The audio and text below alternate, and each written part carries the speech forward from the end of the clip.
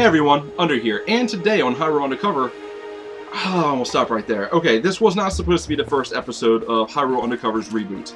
That video is still in the works and will be out eventually. It'll be sometime soon, I hope.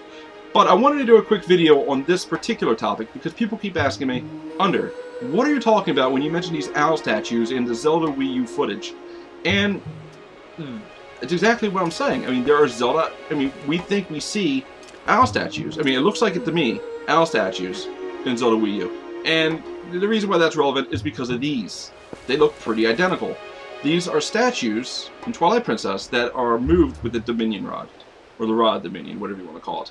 And this particular rod was given to the Sheikah, who were still the, the personal aides of the royal family. This was given to them by the people in the sky, the predecessors, or the people who helped create Hyrule to begin with. And this was a long time ago this happened. And these statues in Twilight Princess, they're not covered in moss or vines or gunk like the ones in Zelda Wii U are. Now this could just be, the GameCube didn't have the graphical limitations of the GameCube. They didn't want to have to deal with moss and stuff falling off of a moving statue, which these move. If you've never played this game, these statues move. And that, the Wii U can handle it. I mean, this might just mean that the Rod Dominion is coming back in Zelda Wii U. But what does this mean storyline-wise? Does this mean anything about the timeline? I mean, you could say that, oh, since there's moss all over them, maybe they're a lot older, and they're, this Zelda Wii U comes after Twilight Princess. But that doesn't make a whole lot of sense, because wouldn't these statues also be covered in moss? Because, let's face it, it has been a long time since the Sheikah were heavily populated in Hyrule, and on top of that, in communication with the Uka, I think I'm pronouncing that right, the weird bird people in the sky. I just don't know.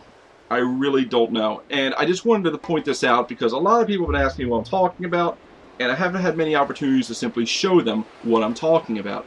Now, there's another instance of, these that I like to point out in just one quick second. Alright guys, here we are at, the entrance to the Temple of Time. Now this is in current day in terms of Twilight Princess when it takes place. And as you can see over here, there are two holes in the wall. And for any of you who've played this game or, have a good memory, yeah, you remember there should be something there. Well, in present day there's nothing. But, if we just mosey over here, probably should have looked at this one to begin with, be a little bit closer to my target. Upsy daisy. Come on, Link. You can do it. Come on. There we go. If we step back in time to when the Temple of Time was in pristine condition, as we're about to right now, you'll notice that the owl statues are in fact here. Which means, of course, that they were moved. But what I'm trying to get at is that whenever this Temple of Time, whenever this is that Link walks back into, these statues existed, and the Temple of Time seemed to have been designed specifically to house these statues. So the creation of the Temple of Time must correlate with the time where, the Hylians were in communication with the Uka. Because clearly we see the Rod of Dominion being able to control these statues. And this is a magic that was only controllable by those people. And, again, a book that was given to the Sheikah. But I somehow doubt that is exactly what, transpired here. I'm pretty sure what this really means is that these statues existed at the time that the Uka did. The Uka was in communication with the Hylians.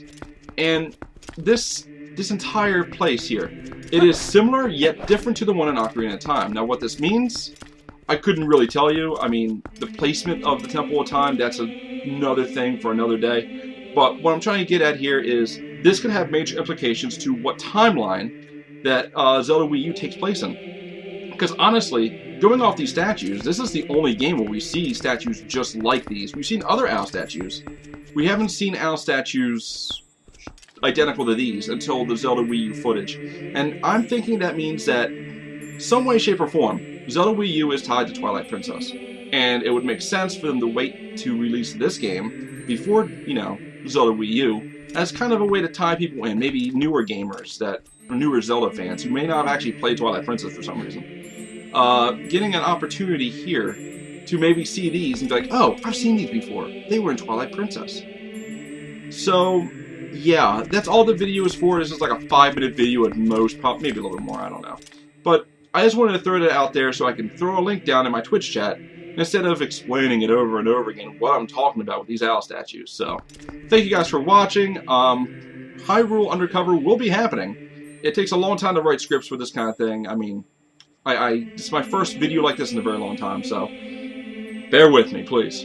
Thanks for watching. I'll catch you guys later, and if you find anything interesting about Zelda Wii U that you want to point out to me, please do so in the comment section below. I would love to hear it. Again, thank you for watching. See ya.